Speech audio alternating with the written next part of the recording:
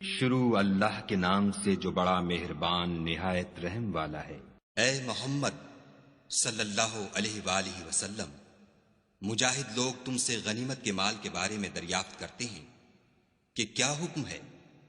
کہہ دو کہ غنیمت خدا اور اس کے رسول کا مال ہے، تو خدا سے ڈرو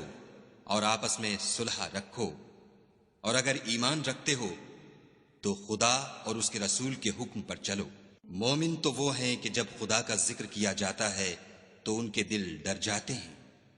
اور جب انہیں اس کی آیتیں پڑھ کر سنائی جاتی ہیں تو ان کا ایمان اور بڑھ جاتا ہے، اور وہ اپنے پروردگار پر بھروسہ رکھتے ہیں، اور وہ جو نماز پڑھتے ہیں اور جو مال ہم نے ان کو دیا ہے اس میں سے نیک کاموں میں خرچ کرتے ہیں، یہی سچے مومن ہیں، اور ان کے لیے پروردگار کے ہاں بڑے بڑے درجے اور بخشش اور عزت کی روزی ہے۔ ان لوگوں کو اپنے گھروں سے اس طرح نکلنا چاہیے تھا جس طرح تمہارے پروردگار نے تم کو تدبیر کے ساتھ اپنے گھر سے نکالا، اور اس وقت مومنوں کی ایک جماعت ناخوش تھی۔ وہ لوگ حق بات میں اس کے ظاہر ہوئے پیچھے تم سے جھگڑنے لگے، گویا موت کی طرف دھکیلے جاتے ہیں اور اسے دیکھ رہے ہیں۔ اور اس وقت کو یاد کرو جب خدا تم سے وعدہ کرتا تھا کہ ابو سفیان اور ابو جہل کے دو گروہوں میں سے ایک گروہ تمہارا مسخر ہو جائے گا، اور تم چاہتے تھے کہ جو قافلہ بے شان و شوکت یعنی بے ہتھیار ہے وہ تمہارے ہاتھ آ جائے، اور خدا چاہتا تھا کہ اپنے فرمان سے حق کو قائم رکھے اور کافروں کی جڑ کاٹ کر پھینک دے، تاکہ سچ کو سچ اور جھوٹ کو جھوٹ کر دے، گو مشرک ناخوش ہی ہوں۔ جب تم اپنے پروردگار سے فریاد کرتے تھے تو اس نے تمہاری دعا قبول کر لی اور فرمایا کہ تسلی رکھو، ہم 1000 فرشتوں سے جو ایک دوسرے کے پیچھے آتے جائیں گے تمہاری مدد کریں گے۔ اور اس مدد کو خدا نے محض بشارت بنایا تھا کہ تمہارے دل اس سے اطمینان حاصل کریں، اور مدد تو اللہ ہی کی طرف سے ہے، بے شک خدا غالب حکمت والا ہے۔ جب اس نے تمہاری تسکین کے لیے اپنی طرف سے تمہیں نیند کی چادر اڑا دی اور تم پر آسمان سے پانی برسا دیا تاکہ تم کو اس سے نہلا کر پاک کر دے، اور شیطانی نجاست کو تم سے دور کر دے، اور اس لیے بھی کہ تمہارے دلوں کو مضبوط کر دے اور اس سے تمہارے پاؤں جمائے رکھے۔ جب تمہارا پروردگار فرشتوں کو ارشاد فرماتا تھا کہ میں تمہارے ساتھ ہوں، تم مومنوں کو تسلی دو کہ ثابت قدم رہیں، میں ابھی ابھی کافروں کے دلوں میں رعب و ہیبت ڈالے دیتا ہوں، تو ان کے سر مار کر اڑا دو اور ان کا پور پور مار کر توڑ دو۔ یہ سزا اس لیے دی گئی کہ انہوں نے خدا اور اس کے رسول کی مخالفت کی، اور جو شخص خدا اور اس کے رسول کی مخالفت کرتا ہے تو خدا بھی سخت عذاب دینے والا ہے۔ یہ مزہ تو یہاں چکھو اور یہ جانے رہو کہ کافروں کے لیے آخرت میں دوزخ کا عذاب بھی تیار ہے۔ اے اہل ایمان، جب میدان جنگ میں کفار سے تمہارا مقابلہ ہو تو ان سے پیٹھ نہ پھیرنا، اور جو شخص جنگ کے روز اس صورت کے سوا کہ لڑائی کے لیے کنارے کنارے چلے، یعنی حکمت عملی سے دشمن کو مارے یا اپنی فوج میں جا ملنا چاہے، ان سے پیٹھ پھیرے گا تو سمجھو کہ وہ خدا کے غضب میں گرفتار ہو گیا، اور اس کا ٹھکانہ دوزخ ہے، اور وہ بہت ہی بری جگہ ہے۔ تم لوگوں نے ان کفار کو قتل نہیں کیا بلکہ خدا نے انہیں قتل کیا، اور اے محمد صلی اللہ علیہ وآلہ وسلم، جس وقت تم نے کنکریاں پھینکی تھیں تو وہ تم نے نہیں پھینکی تھیں بلکہ اللہ نے پھینکی تھیں، اس سے یہ غرض تھی کہ مومنوں کو اپنے احسانوں سے اچھی طرح آزما لے، بے شک خدا سنتا جانتا ہے۔ بات یہ ہے کچھ شک نہیں کہ خدا کافروں کی تدبیر کو کمزور کر دینے والا ہے۔ کافروں، اگر تم محمد صلی اللہ علیہ وآلہ وسلم پر فتح چاہتے ہو تو تمہارے پاس فتح آ چکی۔ دیکھو، اگر تم اپنے افعال سے باز آ جاؤ تو تمہارے حق میں بہتر ہے، اور اگر پھر نافرمانی کرو گے تو ہم بھی پھر تمہیں عذاب کریں گے، اور تمہاری جماعت خواہ کتنی ہی کثیر ہو تمہارے کچھ بھی کام نہ آئے گی، اور خدا تو مومنوں کے ساتھ ہے۔ اے ایمان والو، خدا اور اس کے رسول کے حکم پر چلو اور اس سے روگردانی نہ کرو، اور تم سنتے ہو، اور ان لوگوں جیسے نہ ہونا جو کہتے ہیں کہ ہم نے حکم خدا سن لیا مگر حقیقت میں نہیں سنتے۔ کچھ شک نہیں کہ خدا کے نزدیک تمام جانداروں سے بدتر بہرے گونگے ہیں جو کچھ نہیں سمجھتے، اور اگر خدا ان میں نیکی کا مادہ دیکھتا تو ان کو سننے کی توفیق بخشتا، اور اگر بغیر صلاحیت ہدایت کے سماعت دیتا تو وہ منہ پھیر کر بھاگ جاتے۔ مومنو، خدا اور اس کے رسول کا حکم قبول کرو، جبکہ رسول خدا تمہیں ایسے کام کے لیے بلاتے ہیں جو تم کو زندگی جاوداں بخشتا ہے، اور جان رکھو کہ خدا آدمی اور اس کے دل کے درمیان حائل ہو جاتا ہے، اور یہ بھی کہ تم سب اس کے روبرو جمع کیے جاؤ گے، اور اس فتنے سے ڈرو جو خصوصیت کے ساتھ انہی لوگوں پر واقع نہ ہوگا جو تم میں گناہ گار ہیں، اور جان رکھو کہ خدا سخت عذاب دینے والا ہے۔ اور اس وقت کو یاد کرو جب تم زمین مکہ میں قلیل اور ضعیف سمجھے جاتے تھے اور ڈرتے رہتے تھے کہ لوگ تمہیں اڑا نہ لے جائیں، یعنی بے خانما نہ کر دیں، تو اس نے تم کو جگہ دی اور اپنی مدد سے تم کو تقویت بخشی اور پاکیزہ چیزیں کھانے کو دیں تاکہ اس کا شکر کرو۔ اے ایمان والو، نہ تو خدا اور رسول کی امانت میں خیانت کرو اور نہ اپنی امانتوں میں خیانت کرو، اور تم ان باتوں کو جانتے ہو، اور جان رکھو کہ تمہارا مال اور اولاد بڑی آزمائش ہے، اور یہ کہ خدا کے پاس نیکیوں کا بڑا ثواب ہے۔ مومنو، اگر تم خدا سے ڈرو گے تو وہ تمہارے لیے امر فارق پیدا کر دے گا، یعنی تم کو ممتاز کر دے گا اور تمہارے گناہ مٹا دے گا اور تمہیں بخش دے گا، اور خدا بڑے فضل والا ہے۔ اور اے محمد صلی اللہ علیہ وآلہ وسلم، اس وقت کو یاد کرو جب کافر لوگ تمہارے بارے میں چال چل رہے تھے کہ تم کو قید کر دیں یا جان سے مار دیں یا وطن سے نکال دیں، تو ادھر تو وہ چال چل رہے تھے اور ادھر خدا چال چل رہا تھا، اور خدا سب سے بہتر چال چلنے والا ہے۔ اور جب ان کو ہماری آیتیں پڑھ کر سنائی جاتی ہیں تو کہتے ہیں یہ کلام ہم نے سن لیا ہے، اگر ہم چاہیں تو اسی طرح کا کلام ہم بھی کہہ دیں، اور یہ ہے ہی کیا، صرف اگلے لوگوں کی حکایتیں ہیں۔ اور جب انہوں نے کہا کہ اے خدا، اگر یہ قرآن تیری طرف سے برحق ہے تو ہم پر آسمان سے پتھر برسا یا کوئی اور تکلیف دینے والا عذاب بھیج۔ اور خدا ایسا نہ تھا کہ جب تک تم ان میں تھے انہیں عذاب دیتا، اور نہ ایسا تھا کہ وہ بخشش مانگے اور انہیں عذاب دے۔ اور اب ان کے لیے کون سی وجہ ہے کہ وہ انہیں عذاب نہ دے، جبکہ وہ مسجد محترم میں نماز پڑھنے سے روکتے ہیں، اور وہ اس مسجد کے متولی بھی نہیں ہیں، اس کے متولی تو صرف پرہیزگار ہیں، لیکن ان میں کے اکثر نہیں جانتے۔ اور ان لوگوں کی نماز خانہ کعبہ کے پاس سیٹیاں اور تالیاں بجانے کے سوا کچھ نہ تھی، تو تم جو کفر کرتے تھے اب اس کے بدلے عذاب کا مزہ چکھو۔ جو لوگ کافر ہیں اپنا مال خرچ کرتے ہیں کہ لوگوں کو خدا کے رستے سے روکیں، سو ابھی اور خرچ کریں گے، مگر آخر وہ خرچ کرنا ان کے لیے موجب افسوس ہوگا، اور وہ مغلوب ہو جائیں گے، اور کافر لوگ دوزخ کی طرف ہانکے جائیں گے، تاکہ خدا پاک سے ناپاک کو الگ کر دے اور ناپاک کو ایک دوسرے پر رکھ کر ایک ڈھیر بنا دے، پھر اس کو دوزخ میں ڈال دے۔ یہی لوگ خسارہ پانے والے ہیں۔ اے پیغمبر صلی اللہ علیہ وآلہ وسلم، کفار سے کہہ دو کہ اگر وہ اپنے افعال سے باز آ جائیں تو جو ہو چکا وہ انہیں معاف کر دیا جائے گا، اور اگر پھر وہی حرکات کرنے لگیں گے تو اگلے لوگوں کا جو طریق جاری ہو چکا ہے وہی ان کے حق میں برتا جائے گا۔ اور ان لوگوں سے لڑتے رہو یہاں تک کہ فتنہ یعنی کفر کا فساد باقی نہ رہے اور دین سب خدا ہی کا ہو جائے،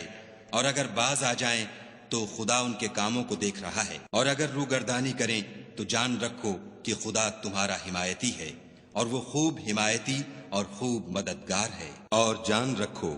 کہ جو چیز تم کفار سے لوٹ کر لاؤ اس میں سے 5واں حصہ خدا کا اور اس کے رسول کا اور اہل قرابت کا اور یتیموں کا اور محتاجوں کا اور مسافروں کا ہے۔ اگر تم خدا پر اور اس نصرت پر ایمان رکھتے ہو جو حق و باطل میں فرق کرنے کے دن یعنی جنگ بدر میں، جس دن دونوں فوجوں میں مٹھ بھیڑ ہو گئی، اپنے بندے محمد صلی اللہ علیہ وآلہ وسلم پر نازل فرمائی، اور خدا ہر چیز پر قادر ہے۔ جس وقت تم مدینے سے قریب کے ناکے پر تھے اور کافر بعید کے ناکے پر، اور قافلہ تم سے نیچے اتر گیا تھا، اور اگر تم جنگ کے لیے آپس میں قرارداد کر لیتے تو وقت معین پر جمع ہونے میں تقدیم و تاخیر ہو جاتی، لیکن خدا کو منظور تھا کہ جو کام ہو کر رہنے والا تھا اسے کر ہی ڈالے، تاکہ جو مرے بصیرت پر یعنی یقین جان کر مرے، اور جو جیتا رہے وہ بھی بصیرت پر یعنی حق پہچان کر جیتا رہے، اور کچھ شک نہیں کہ خدا سنتا جانتا ہے۔ اس وقت خدا نے تمہیں خواب میں کافروں کو تھوڑی تعداد میں دکھایا، اور اگر بہت کر کے دکھاتا تو تم لوگ جی چھوڑ دیتے، اور جو کام درپیش تھا اس میں جھگڑنے لگتے، لیکن خدا نے تمہیں اس سے بچا لیا، بے شک وہ سینوں کی باتوں تک سے واقف ہے۔ اور اس وقت جب تم ایک دوسرے کے مقابل ہوئے تو کافروں کو تمہاری نظروں میں تھوڑا کر کے دکھاتا تھا، اور تم کو ان کی نگاہوں میں تھوڑا کر کے دکھاتا تھا، تاکہ خدا کو جو کام کرنا منظور تھا اسے کر ڈالے، اور سب کاموں کا رجوع خدا ہی کی طرف ہے۔ مومنوں، جب کفار کی کسی جماعت سے تمہارا مقابلہ ہو تو ثابت قدم رہو، اور خدا کو بہت یاد کرو تاکہ مراد حاصل کرو، اور خدا اور اس کے رسول کے حکم پر چلو، اور آپس میں جھگڑا نہ کرنا کہ ایسا کرو گے تو تم بزدل ہو جاؤ گے اور تمہارا اقبال جاتا رہے گا، اور صبر سے کام لو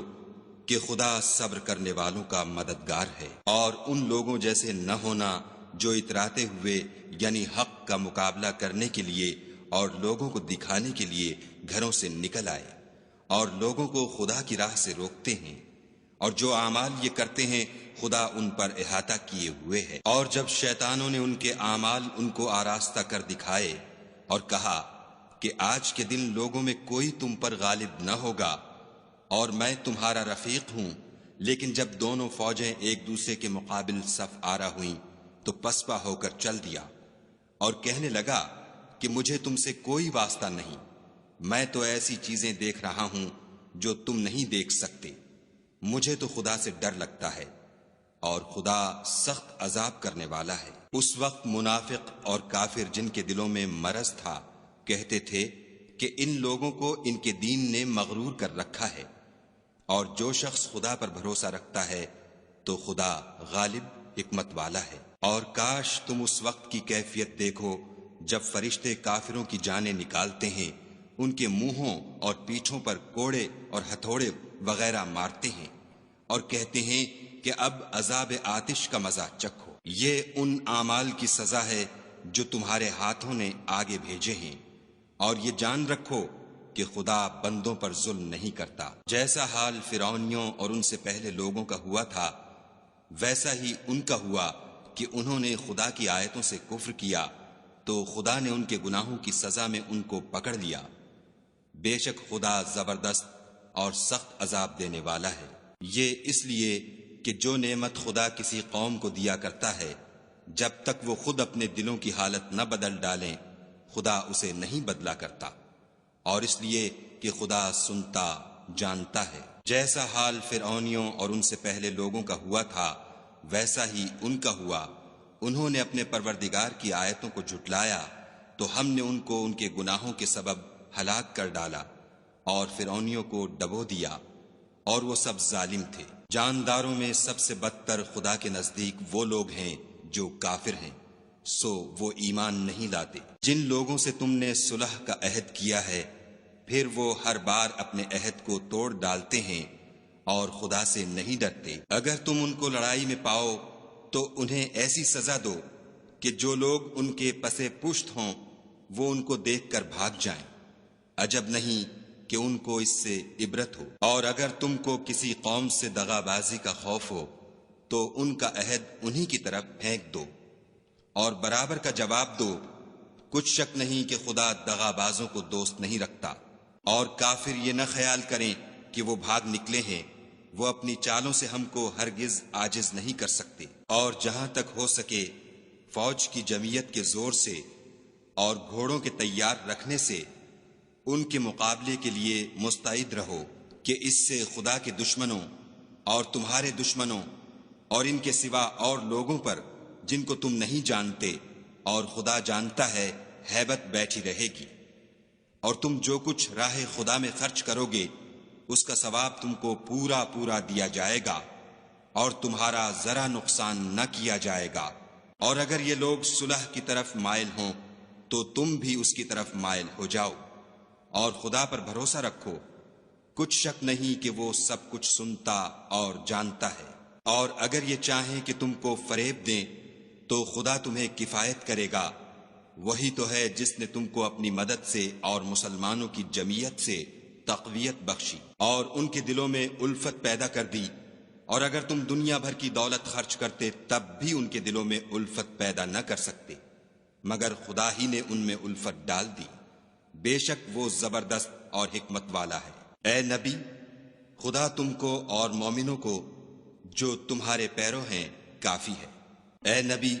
مسلمانوں کو جہاد کی ترغیب دو، اگر تم میں 20 آدمی ثابت قدم رہنے والے ہوں گے تو 200 کافروں پر غالب رہیں گے، اور اگر 100 ایسے ہوں گے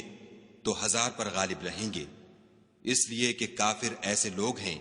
کہ کچھ بھی سمجھ نہیں رکھتے۔ اب خدا نے تم پر سے بوجھ ہلکا کر دیا اور معلوم کر لیا کہ ابھی تم میں کسی قدر کمزوری ہے، بس اگر تم میں 100 ثابت قدم رہنے والے ہوں گے تو 200 پر غالب رہیں گے، اور اگر 1000 ہوں گے تو خدا کے حکم سے 2000 پر غالب رہیں گے، اور خدا ثابت قدم رہنے والوں کا مددگار ہے۔ پیغمبر کو شایع نہیں کہ اس کے قبضے میں قیدی رہیں جب تک کافروں کو قتل کر کے زمین میں کثرت سے خون نہ بہا دے۔ تم لوگ دنیا کے مال کے طالب ہو اور خدا آخرت کی بھلائی چاہتا ہے، اور خدا غالب حکمت والا ہے۔ اگر خدا کا حکم پہلے نہ ہو چکا ہوتا تو جو فدیہ تم نے لیا ہے اس کے بدلے تم پر بڑا عذاب نازل ہوتا۔ تو جو مال غنیمت تمہیں ملا ہے اسے کھاؤ کہ وہ تمہارے لیے حلال طیب ہے، اور خدا سے ڈرتے رہو، بے شک خدا بخشنے والا مہربان ہے۔ اے پیغمبر، جو قیدی تمہارے ہاتھ میں گرفتار ہیں ان سے کہہ دو کہ اگر خدا تمہارے دلوں میں نیکی معلوم کرے گا تو جو مال تم سے چھن گیا ہے اس سے بہتر تمہیں عنایت فرمائے گا، اور تمہارے گناہ بھی معاف کر دے گا، اور خدا بخشنے والا مہربان ہے۔ اور اگر یہ لوگ تم سے دغا کرنا چاہیں گے تو یہ پہلے ہی خدا سے دغا کر چکے ہیں، تو اس نے ان کو تمہارے قبضے میں کر دیا، اور خدا دانا حکمت والا ہے۔ جو لوگ ایمان لائے اور وطن سے ہجرت کر گئے اور خدا کی راہ میں اپنے مال اور جان سے لڑے وہ، اور جنہوں نے ہجرت کرنے والوں کو جگہ دی اور ان کی مدد کی وہ آپس میں ایک دوسرے کے رفیق ہیں۔ اور جو لوگ ایمان تو لے آئے لیکن ہجرت نہیں کی تو جب تک وہ ہجرت نہ کریں تم کو ان کی رفاقت سے کچھ سروکار نہیں، اور اگر وہ تم سے دین کے معاملات میں مدد طلب کریں تو تم کو مدد کرنی لازم ہے،